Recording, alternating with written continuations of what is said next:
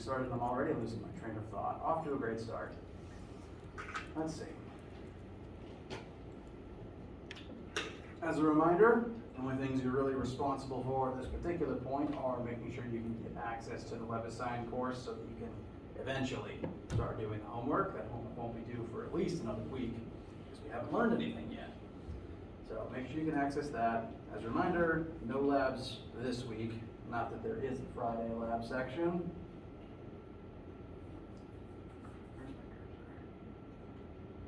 Labs will begin next week, so starting on Monday the 29th. So the first week's lab will run through Thursday, September the 1st. If you miss next week's lab for any reason, you can attend one of the other sessions in another day of the week, or you let me know and we'll figure out some other time we can make up the actual missed assignment. We'll have labs regularly each week from that point on, unless for some reason I tell you there isn't going to be a lab in a specific week. So next week, start coming to room 126 down the hallway during your time assigned day of the slot. And the main meat and potatoes of today is going to be looking at the introductory chapters of the course, which again are just review information. My mask is fogging up more than normal today. Probably not a good sign.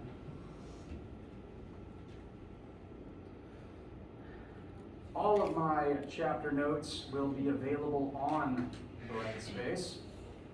I have each chapter labeled and I put notes that I use for them up there.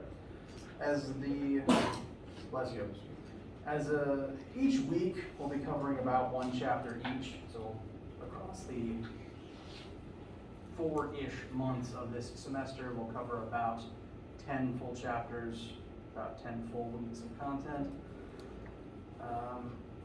One a week, so therefore about one homework, one quiz, and one lab every week to correspond to each of those chapters. And again, I put the notes on Brightspace. The notes do kind of evolve as a week goes on because depending on where we stop in a given day, I might add in a few new slides to begin on a certain example. And so the version that's currently there on Brightspace is not going to be the final version. I'll be updating the version that's on Brightspace with my most recent edits as the week goes on. So if you load up the Brightspace version that doesn't match what's on screen, that's okay, and I apologize for the discrepancy. I'll be updating it as time goes on. Questions before we get started? All right. So physics uses math to explore the universe, which means we need to refresh on all that math that we're going to be using. Make sure that you have a good foundation before we start getting too deep into things. As a sort of a brief list of tips for working physics questions in this class, that slide is already out of date. The tips I would actually, next slide. There we go. That's the one I wanted to show. Tips for working questions in this particular class. The algebra questions in this course, they're basically going to be puzzles. At least I treat them like puzzles, and I like word puzzles, so there's probably a reason I became a physicist. When working these questions, any question in this class, the main things that you should do, first thing, read the question through front to back for at least once. Make sure you understand that you've at least read what's being asked of you. 2, write down all the relevant information the question gives you. I personally find it helpful to say if this is the question on a test you've been given, write on the side of your workspace all the variables that it gives you, list out, times and distances and accelerations and things like that. That way getting them labeled in your notation in your own handwriting helps kind of reinforce what they are, what you can use them for before you start doing actual work. After that, draw a picture, because we're studying the physical universe and we tend to observe things with, for a lot of people, our eyes. And oftentimes, if the question doesn't give you a picture, drawing one for yourself can help make sure you understand what's physically happening, give you a framework for what's going on in the question to then be able to work it. Pictures are always very handy. I'm going to be drawing lots of them myself on the board as we work things. I encourage you to draw your own pictures as well. Some will be provided when necessary, but even when some are provided, it's sometimes useful to add in your own details or draw your own supplemental pictures as well. We're going to be doing some trig in this particular class, so if for no other reason, making sure you've got each line of your triangle sorted in your brain. After you've read the question, written down your variables, drawn any relevant pictures, you want to figure out what formulas are going to be useful to you. We in physics like to use formulas to kind of tell a story. We use the formulas as a language to explain the world around us. For example, a formula that you will become very familiar with very soon if you are not already.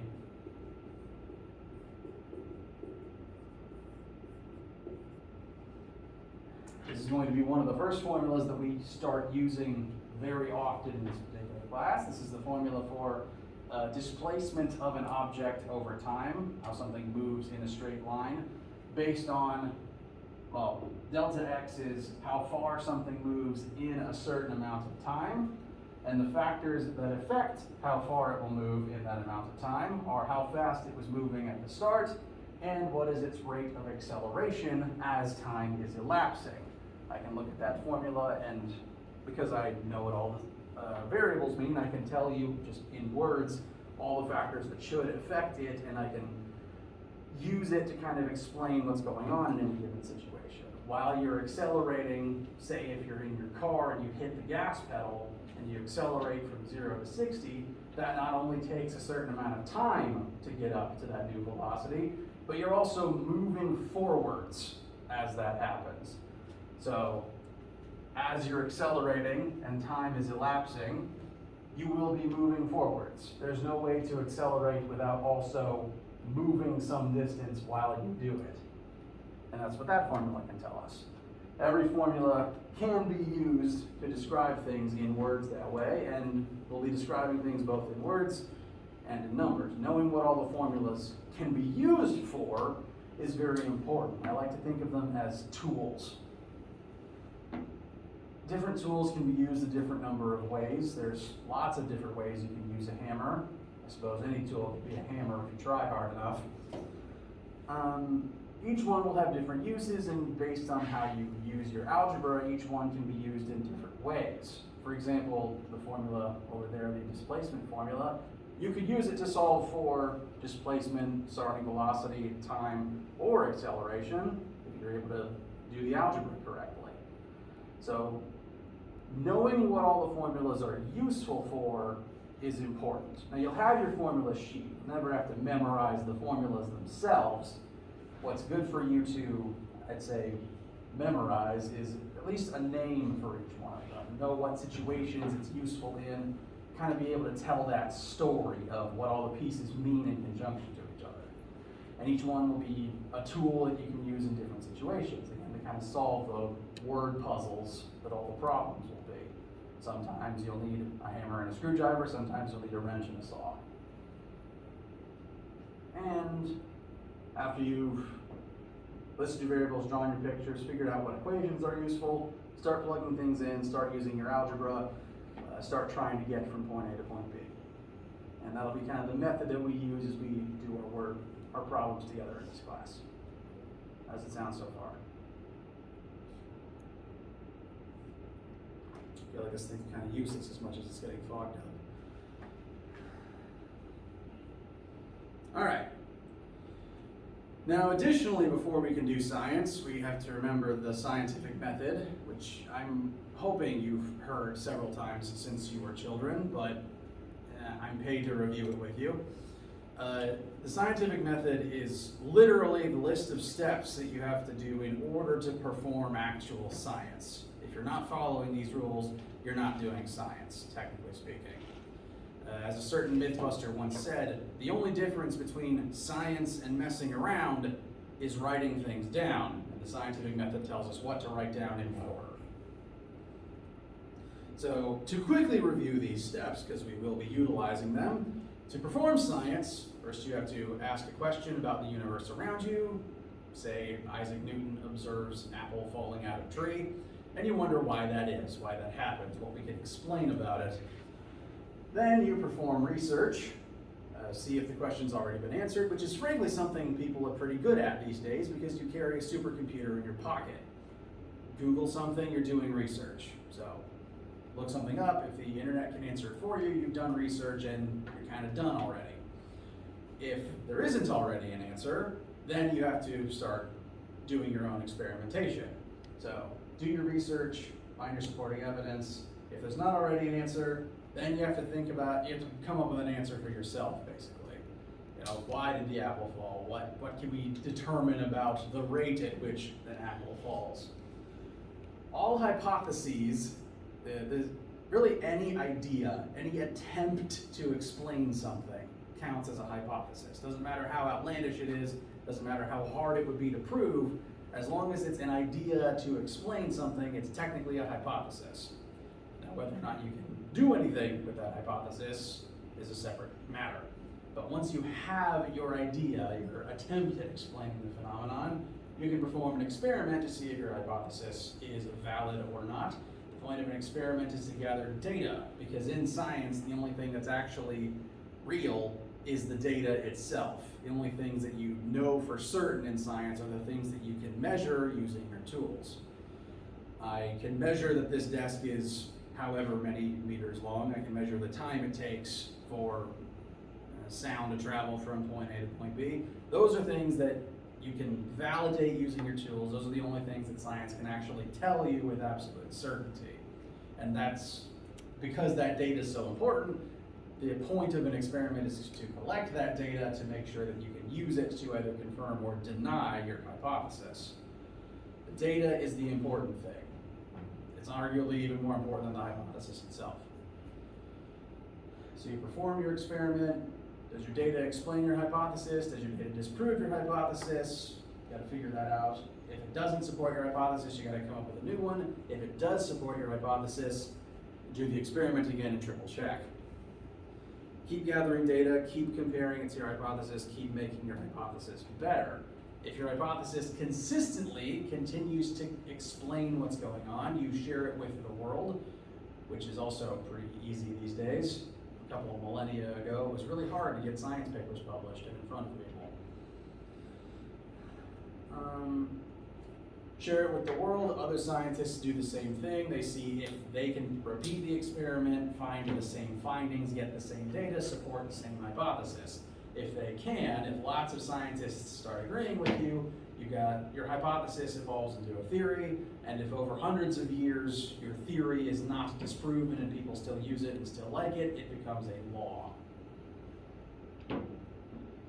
So the scientific method is also basically the list of steps required to get a law written in any scientific discipline. All sciences use this, even the soft ones like psychology, at least they attempt to.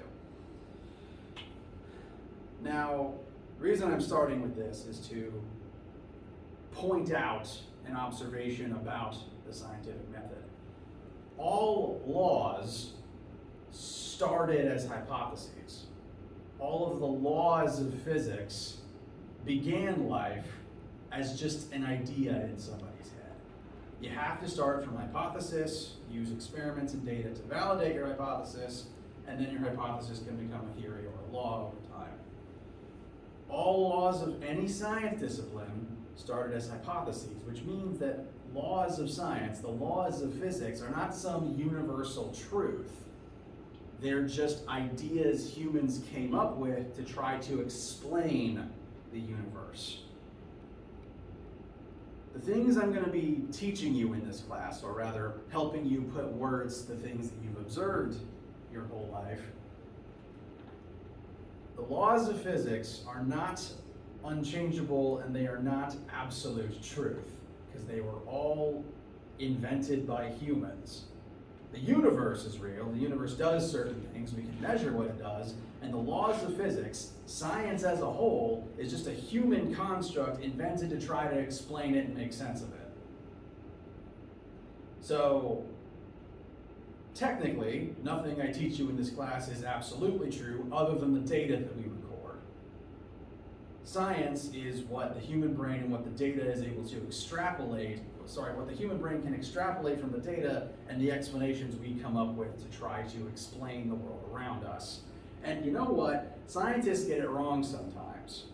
There's a pretty infamous story, I don't know if you've heard of it or not, where Newton's laws, super important. We use them today to describe all manner of forces in motion, et cetera, et cetera. Newton's laws work great. We were able to use them to explain force on this planet. We were able to use them to chart the movement of planets in our solar system in the night sky. Astronomers used them very well, very effectively for hundreds of years until we tried to calculate the trajectory of Mercury. For some reason, Mercury just never worked. It never moved the same way that we expected it to using Newton's laws. It was always in a different place than the calculations said that it should have been on the following night. It just wasn't working right based on Newton's laws. But scientists really liked Newton's laws. They didn't want to admit that they were wrong. So they started thinking, well, what other explanations could there be? And someone had the bright idea, well, what if secretly there was an extra mystery planet on the other side of the sun whose gravitational forces are affecting Mercury's orbit? There's no evidence that this planet existed. No one had ever seen it. No one had ever determined any evidence of it. But they figured it must be there because Newton's laws work great, and this is the only way Newton's laws can calculate Mercury's trajectory. So for decades, people just assumed this planet existed, and they put it on star charts and put it on astronomical models. And in keeping with kind of the Roman theme of planet naming, they called it Vulcan. For a while, planet Vulcan was thought to be a real thing, and the story I'm led to believe is that Gene Roddenberry, creator of Star Trek, named planet Vulcan in his stories after this fictional, not real planet. So Spock almost had a real homeworld for a minute there, but planet Vulcan does not actually exist. There was no mystery planet on the other side of the sun. We've sent probes over there, we've sent telescopes. It's not there. Turns out the flaw was in Newton's laws. They work 99% of the time, but they didn't work for Mercury because of special relativity. Turns out, why did I write E? That's supposed to be the sun. I'm sorry, that's a mistake. This is the sun, that's Mercury, this is planet Vulcan, which doesn't exist. Sorry about that. So Vulcan's not really there. What's actually happening with Mercury's orbit is it's so close to the sun that it's trapped in a literal gravity time well. Matter bends space-time, and the more matter you have, the more you bend space-time. This is kind of what leads to the creation of black holes. And the sun is literally so massive, it's just bending time. And Mercury's so close that it's kind of caught in that time dilation well, and therefore it doesn't move as expected because it's literally in a different time frame than we are. Einstein is the one who helped figure this out, and so Einstein's rules of relativity kind of replaced Newton's laws in terms of, explaining how things move in the universe. And over time, even Einstein's rules are slowly being improved upon. All of science is just our best guess, and we make mistakes, we improve it as we go, and eventually, maybe we'll finally have some answers. But what I'm teaching you in this class is currently our best guess, as unrefuted as it can get, as to how things work on planet Earth, and how you can use it in your life on this planet. Questions so far? All right. I like the planet Vulcan story. I find it thoroughly ridiculous.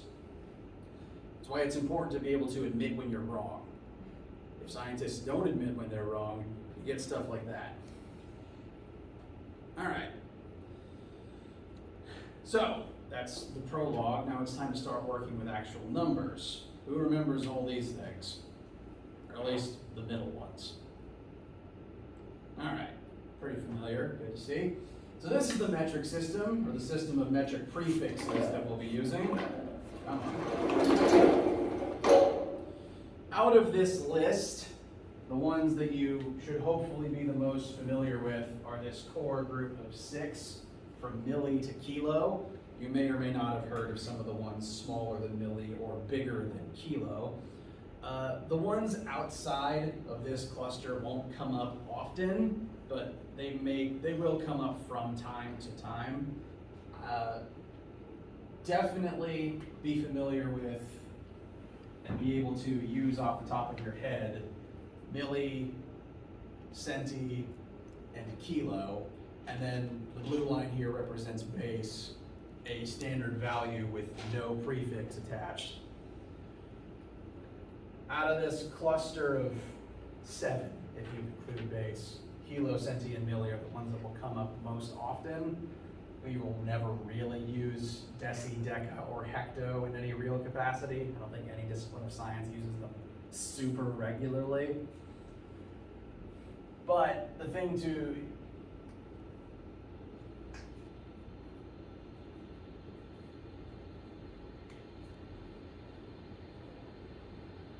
I'd say hecto, deca, and deci will only really come up if you're using the old King Henry mnemonic to remember these. Stop me if this sounds familiar. King Henry died by drinking chocolate milk. Perfectly valid way of remembering them. You can say it in the middle of class if you need to remember. I'll say it in the middle of class if you need to remember. You can write this cluster on the top of your formula sheet if you want to. No issues with how you choose to remember these. And the metric prefixes are nice because they're all base 10 apart. If you start at base, like say you start at 1 meter, 1 decameter is 10 meters, 1 hectometer is 10 decameters, which would be 100 meters, 1 kilometer is 10 hectometers, which would be 1,000 meters. And we go in the opposite direction going downwards. 1 decimeter is 10 times smaller than 1 meter. 1 centimeter is 10 times smaller than a decimeter, which would be 100 times smaller than a meter. And a millimeter is 1,000 times smaller than a meter. Like I said, the ones with an X next to them are the ones that will come up most often. So those are the factors to attempt to be able to remember off the top of your head. Of the extended lists, if you go smaller than milli and bigger than kilo, the ones that would help to occasionally be familiar with are micro, and I don't think I really use the bigger ones. Micro will come up occasionally though, if not in this class, then certainly in physics 1510. Micro is times 10 to the negative 6th. So smaller than milli and bigger than mega, they stop increasing one interval of 10 at a time and start jumping 3 at a time, because you run out of Latin if you try to fill in every single number. I assume it's Latin, it's probably not. So kilo, base, centi, milli, sometimes micro are the ones to try to keep in mind. Write the mnemonic, it'll always be helpful. Questions thus far?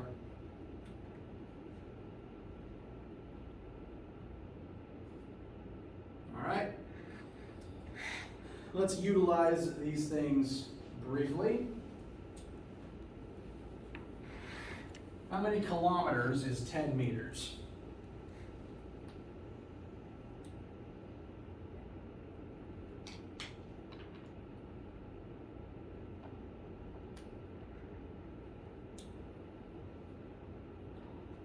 It's okay. I've been doing this for a long time, and sometimes even I need to stop and think about it visually, especially if you're like starting at 10 and then scaling up and down from there.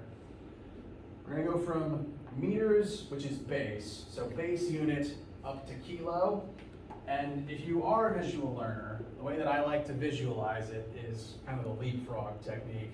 We're gonna go from base to kilo, which means we need to drag our decimal point 1, 2, 3 spaces to the left.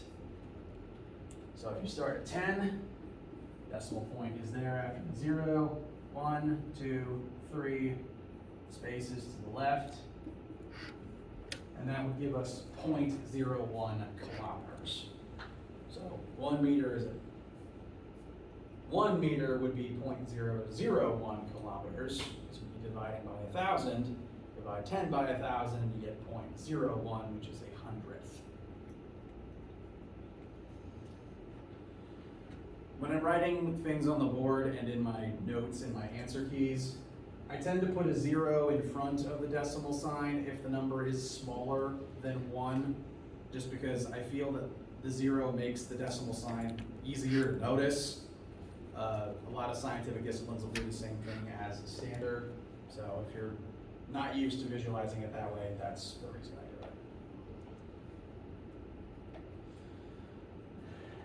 do it. Next one, 100 centigrams into kilograms. This is going to require a few more leapfrogs.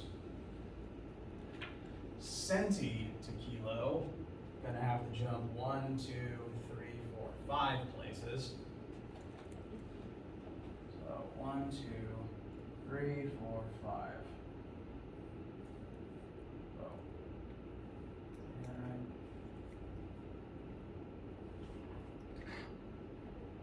yeah, 3 zeros. Divide by 10,000. 100,000? 100,000.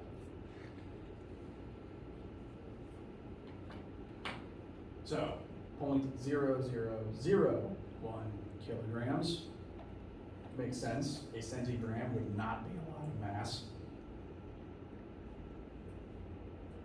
And then 1,000 kiloliters into milliliters.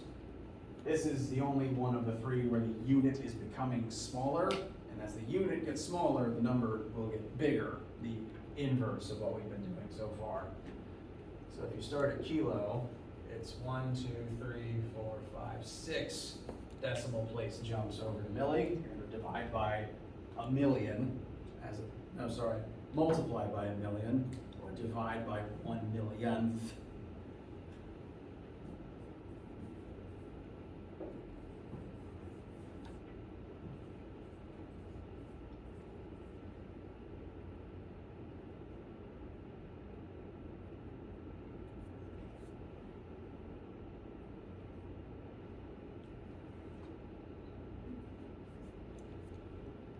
Which is a lot of milliliters.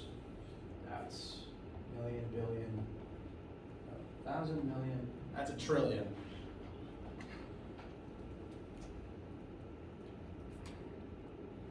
Which would also be 1,000, 1 million, that should be a bill. What did I do? 1,000?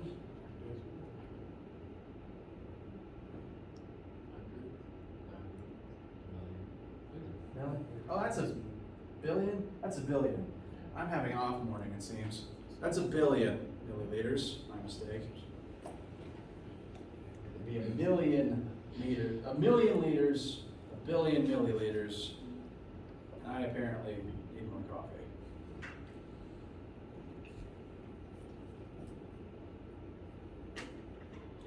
Any issues, confusion, complaints about the old metric prefixes? All right. I'm hoping this seems like very easy practice, but if I don't mention it, someone will forget something, and you gotta keep it in mind. You're gonna be doing this all semester. Especially when it comes to WebAssign questions, because WebAssign will very frequently give you units that you'll use for a question, and then say it gives you everything to find the answer in meters. The formula normally gives you an answer in meters, and then WebAssign will want the answer in centimeters for some reason. So, tip for WebAssign, always pay attention to the unit it's asking for, not just the variable it's asking for. It can be kind of annoying like that, and if I'm going in to fix your points out, like if WebAssign is giving you grief for some reason and I'm in the back door fixing your points for any reason, I'll usually give you full or most of full credit, even if you did the wrong unit. But pay attention, because if you notice it the first time around, it can eliminate the need for an email. All right. while we're on this slide,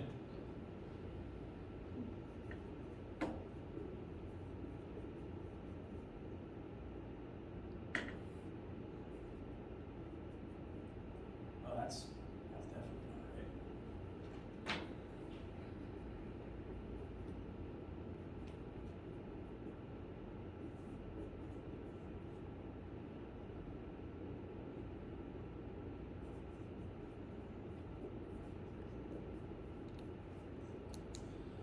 While we're on this slide, I chose the units for each one for a reason. The metric system, which we will be using in this class in its entirety, tends to, well, literally does have its own specific units for things in addition to just the prefixes used to modify them, depending on what sciences you've had up till now. You may be more or less familiar with meters for distance, grams for mass, and liters for volume. These will be for each of these measurements, these will be the units we're largely going to stick to for them. Our formulas will be designed to give you answers in meters, designed to put meters into them, designed to get meters back out. Liters won't come up very often in this particular class. Towards the end, as we start talking about fluid dynamics and buoyancy, then it'll start to become relevant, but we won't use liters much until that second half. Grams, though, is kind of an interesting one because if you do bio and chemistry, grams will probably come up pretty frequently. It's a very small measurement of mass. You'll probably measure like 10 grams of some, solid to then use as part of a chemical reaction, which is fine for chemistry and bio because you tend to be working with very small amounts of things. But physics tends to deal with big forces and big objects on the more human or planetary sized scales. And as a result, even though grams is the base unit, all of our formulas are going to be designed to use kilograms instead. I will be reminding you of this, I'll say it all semester, but just to go ahead and put in your mind, anytime a formula in this class asks for mass, it wants kilograms instead of grams. The reason for this is really just to keep the numbers smaller, because by using kilograms, all of our forces are magically 1,000 times smaller, and that makes the calculations easier. That's the only reason that they started doing it. It's the only reason we keep it up to this day. So, standard is kilograms for mass and formulas, and I will make sure you don't forget that. Questions so far? All right, it's okay if today's boring, it's review. In addition to metric conversions, there will also be normal, regular unit-to-unit conversions as well.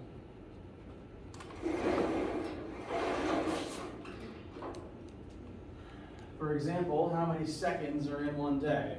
This one will come up regularly.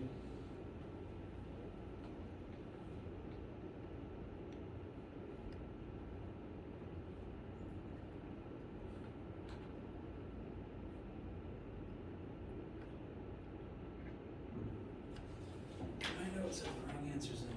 That's a problem.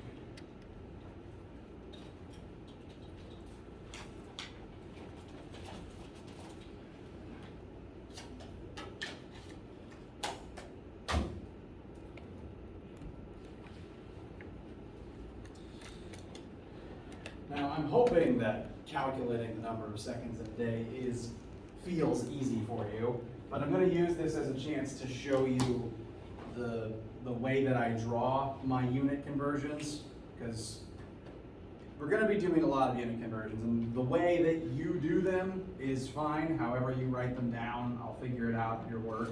You don't have to change your method. I just want to show you mine because some people have looked at it and raised their eyebrows if I haven't explained it to them. Why is that there?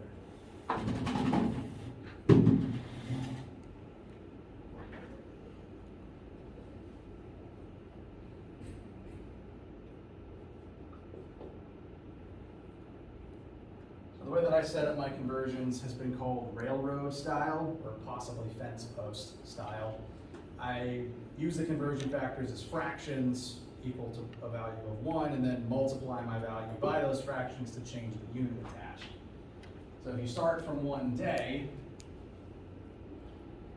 1 day has 24 hours in it. And since 1 day is 24 hours, the fraction 24 hours over 1 day is equal to 1, because it's the same value, just in a different unit. And I could freely multiply that fraction by anything without changing its value, just changing its unit. And arranging it like this cancels out 1 day and leaves me with hours. So 1 day times 24 over 1 gives me 24 hours in 1 day. And I can keep chaining on additional fractions. 1 hour has 60 minutes in it. 1 minute is 60 seconds. And as I go down the chain, just keep canceling units until I'm left with the one that I want. And this can work if the original unit has like a unit in its denominator too. I can use this to get from meters per second into miles per hour. Just got to be careful how you arrange the fraction that you're putting in there to make sure you're canceling the unit you want. So that's the method I use. That's the method you'll be seeing all semester. You don't have to use it. I just want to make sure it makes sense. And just to answer the question, that should give us 86,400 seconds. Make sure you put your unit on your answers.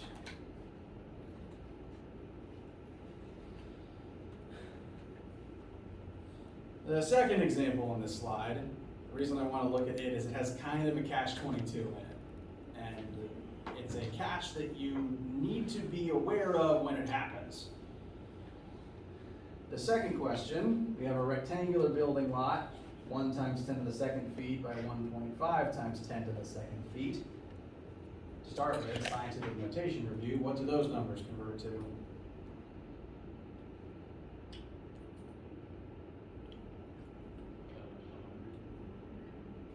100 to 150, very good. If you haven't used scientific notation in a while, it will come up a lot, especially as we start talking about really big numbers when we start talking about planets.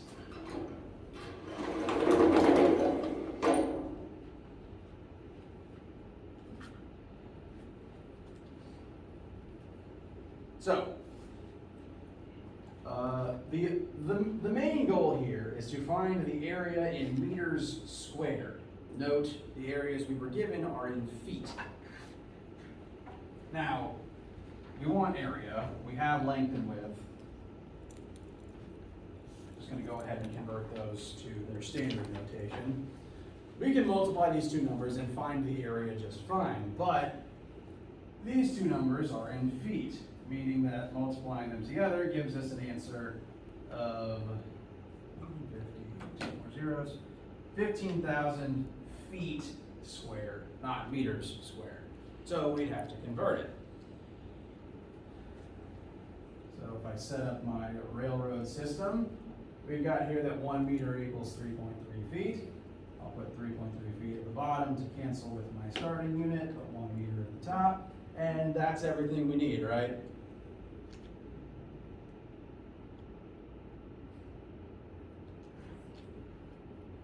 No, it's not everything we need. Like I said, there's a catch-22 here. If we find the original area using feet times feet, that's in feet squared.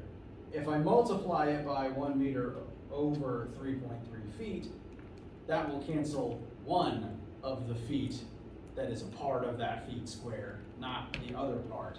Feet squared is feet times feet. So if this is all the work you do, then this feet will only cancel the square. And your answer would be in units of feet meters, which is not a thing, at least not a commonly used one. I wouldn't recommend it. Which means you'd have to do it twice. If you put this fraction in a second time, the second feet will cancel the second feet, and that leaves you with meters times meters squared, which is what we wanted in the first place. So if you are converting something that is to a power, you'll have to do the conversion a number of times equal to that power, or find a conversion that's between the power units. You could look up number of meters squared per feet squared and just do it directly, but if you just had the normal version and that's all you wanted to use, you'd have to do it twice. There will be units and conversions of powers that come up occasionally, so be aware of this, make sure it doesn't catch you off guard.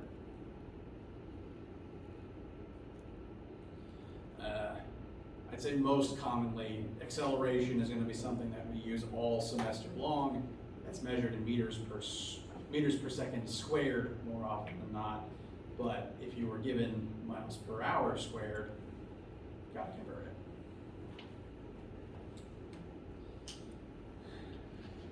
Questions thus far? All right. We're nearing the end of lecture, so we won't go that much further. Just want to kind of set up the framework for what we'll be doing next week. Everything so far, review, dusting off metrics and algebra, well, mostly just metrics actually. Next week we'll start applying algebra as we look at the study, as we begin studying the world around us. And in order to study the world around us, the first thing that you tend to measure is how far apart two things are and how fast they are moving. So we're going to begin with one-dimensional distance and motion. Now when I say 1D, I'm referring to the fact that we live in a 3D world, X, Y, and Z axis. How much math you've done in the Z axis may depend on what classes you've had, but it does exist. Our universe is 3D in terms of space and volume. We are going to start with one dimension. So just forwards and backwards for the time being.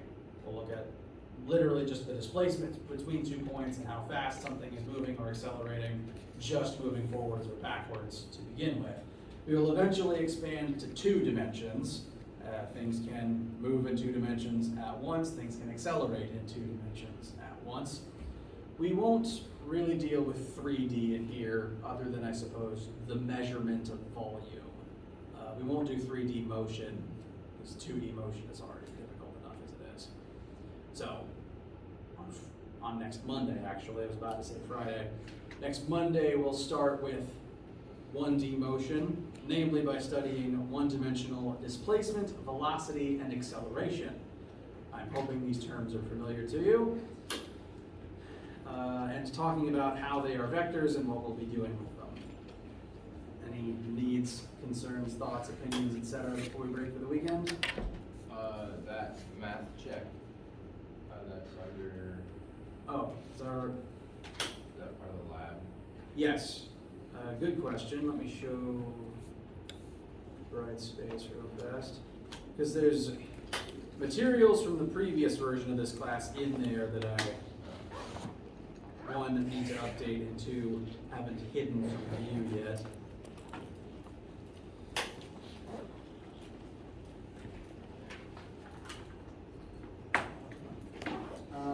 Bright space, like I said, I list I upload my notes to these bright space chapters. So right now we're in section 1 and 2 combined. One's kind of the algebra review, and 2 is the motion stuff. They're just lumped in together. The notes are here.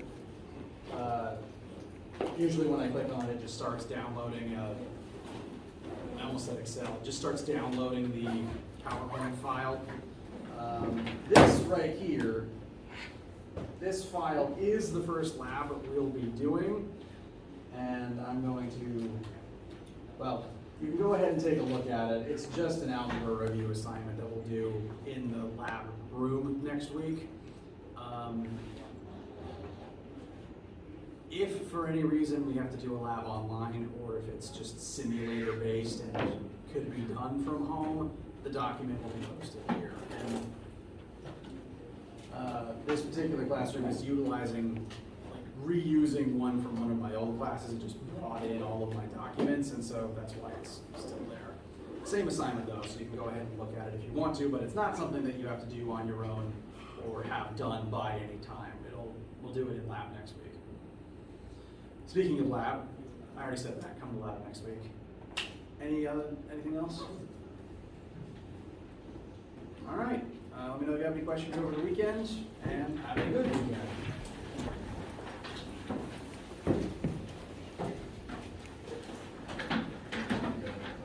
My phone decided, that's a problem.